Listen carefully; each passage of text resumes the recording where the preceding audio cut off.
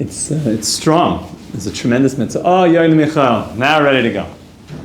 Okay, Baruch Hashem, we're in the world of the mitzvah of Emunah, and we explained how the mitzvah of Emunah is that you need to know God. Not just knowledge that's something that, you ask a guy, so do you believe in God? Yeah, sure. Do you believe that God wants you to not talk while you're in shul? Yeah, of course. I could quote you like 50 Gemaras about that, and like even, more than 50 Zoyars that says that, it's, so why do you talk in shul? Because I know it, but I don't know it. I might believe it, I might theoretically know it, but I don't really know it. So we're now at the level we've spoken about so much of I don't like the word proof, but so much compelling evidence that God is real. But now the question is, how much do we live with that? How much do we make that real in our lives? How much do we live with what we intellectually know to be true? Like Rabbi Yom Tov Glazer would always say, if it's true, make it you. If it's true, make it you. If it's true, make it you. Sort of Berkowitz, the Rosh Yeshiva, always mentions examples like the following. He'll say, you ever see a kid walk down the street? I don't want to say a lashon hara about my own kids. Shalom. So I'll just use generic kid, because you'll see how relevant it is. And besides, this week is the week of the Meraglim, so we don't want to say bad things about people. So generic kid, and just a mitzias. And they walk down the street, and all of a sudden they see on the ground, in the dirt, is that a lollipop? And the kid zones in. It's like, heat-seeking radar lollipop on the floor, looks left, looks right, no one's around, I'm going for it. Bab Mitzia, goes to the Cheshbon, El Mitzia Shalai, Yeosh, Shalom Yidas, goes in for it, takes up the lollipop, puts it in his mouth, Gan Eden. Gan Eden, right? Gewaldig. Now, and you ask, what are you doing? That's a second-hand lollipop. So the kid will tell you, no, this is a mitzvah. This is a score. It's kamay to shalom. I'm making big on the deal right now. And the Roshi always said, for the kids, in a certain way, they like the lollipop better because the new ones have like this waxy coating right when you crack into that lollipop. So the fact that it's a second-hand lollipop means some other kid already got rid of that waxy coating, and you just go right to the sugar infusion. The cleef is already gone. You go right in there. No wrapper. That's right. No wrap. No, it's ready to go. Besides all the dirt and bugs and the rest of it. But the kid's not thinking about that. So all of a sudden, and I'm sorry if I'm about to insult somebody, you get older and more mature, and you don't go for second-hand lollipops. I think, right? It's like a couple people are hiding. Baby steps. So why is that? Why is it that we are not interested in second-hand lollipops anymore? Well, the answer is because intellectually we know about germs. We know about transmission of disease. Yeah, the nature of disease. Sugar is not good. We know about that sugar is not good. We know that that's just not appealing because our intellect has become so clear on the matter that even our physiology, our physiological response changes. This is based on the Rambam that says a healthy human being should only crave healthy foods. The Rosh Yeshiva loves this Rambam. What do you mean? A healthy person should only crave healthy foods. What do you mean? I can't control my cravings, Rav. What do you mean? No, you can control your cravings if your intellect is so clear that healthy food is good for me. your taste buds will respond to that. And you're wise because of it. Because a wise person understands that eating unhealthy food is not good for me. You're not being wise. Eating junk food all day is not a wise thing to do because you're going to feel bad and disgusting. Everyone knows you eat garbage, you feel like garbage, right? We all know that. You down a few tubs of Ben & Jerry's. How excited are you to get up and save the world? Like, and like the next morning might be a write-off because you're just like, forget like Nate's tomorrow. You ever had that one? Like the night, like I had this great plan for Nate's tomorrow morning.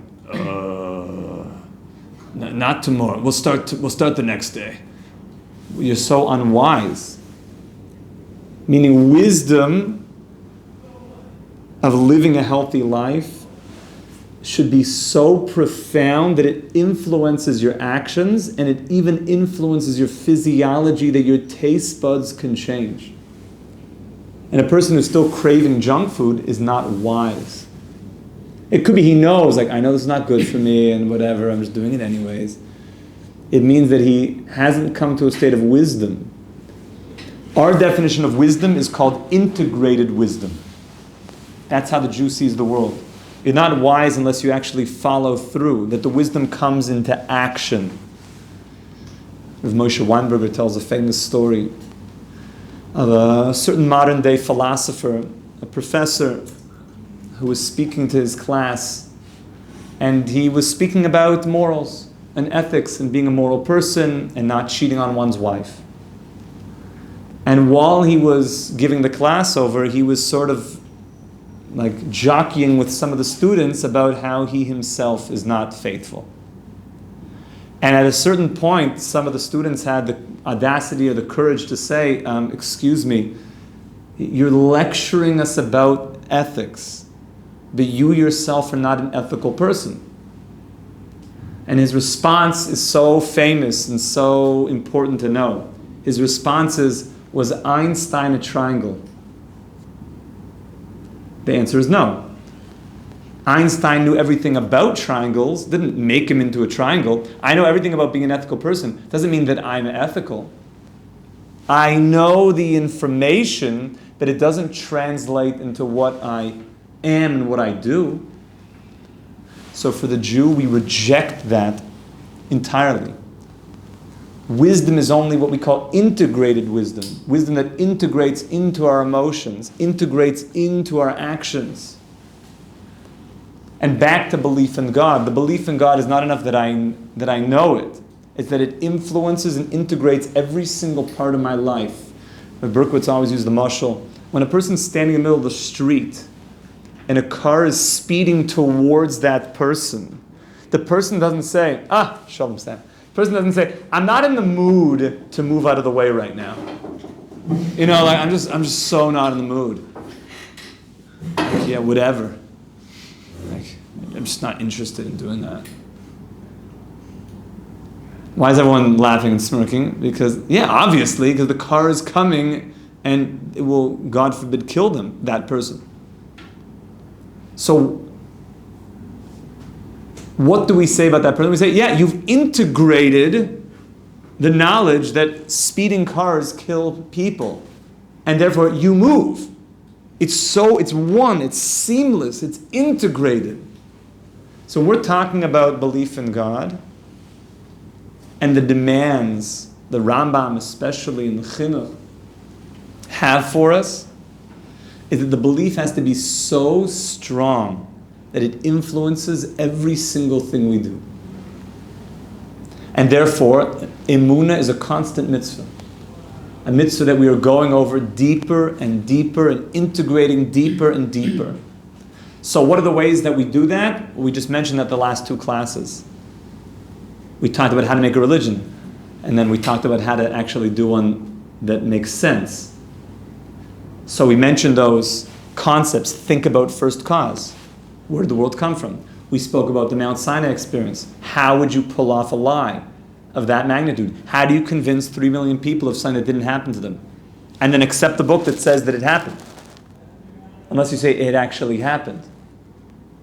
And if you say that no, it was some crazy, alien, psychedelic, Wizard of Oz, Dark Side of Oz, trip.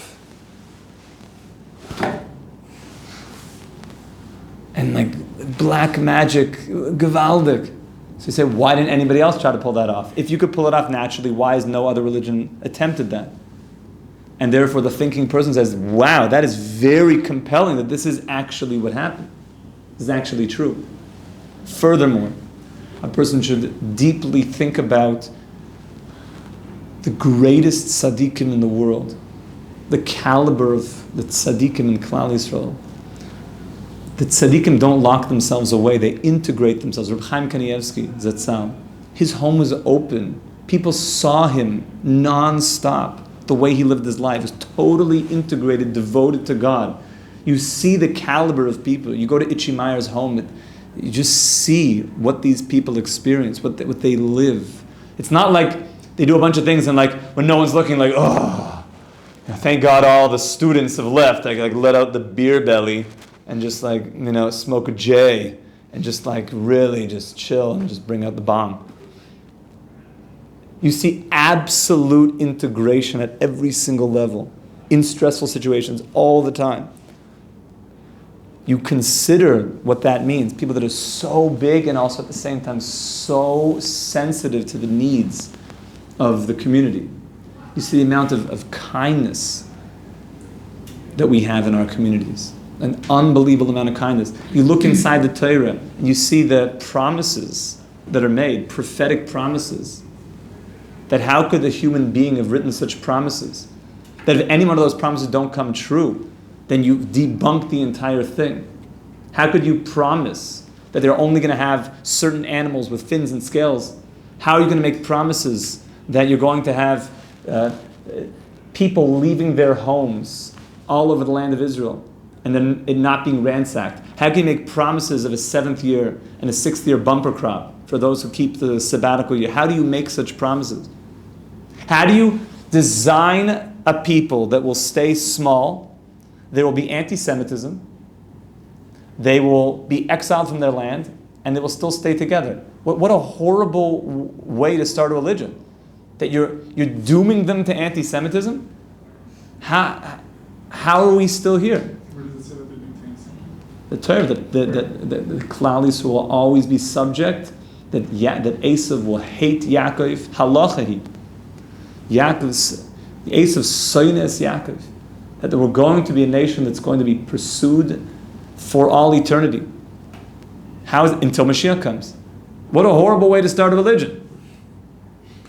That's horrible. And like Mark Twain said, that's the greatest proof of the authenticity and the miracle. And the truth of God is that we are still here. The Jewish survival. We're still here in mass. Look at all of us. We're sitting here in a palace of Torah, across from the Mokom HaMikdash, eating fine fleischiks every single day, in temperature-controlled 19 degrees Celsius in the middle of the Middle East, and thanking God every single second for this privilege to sit and learn Torah, the Torah of the divine creator of the world. And we're here and we're coming home in masses. And still our numbers are small, 11 million people, a 0.01% the whole world. And a person integrates this, he starts speaking about it, and a person talks about Emunah. This is another way to integrate. When something happens in your life and you realize, wow, there's too many coincidences. Like Rav Brazil would say, it's a ka-incidence. It's all ka. It's all yud-ke. Hashem is designing every single thing that's happening. And we start integrating this deeper and deeper. And the idea being is that now it's no longer like the child that goes and picks up the secondhand lollipop because he doesn't know any better. But it's like the person who sees the car coming and his emotions and his actions immediately respond to it because the intellect is so clear about what it is. And the person knows that there's this world and the world to come. We're going to speak more about this.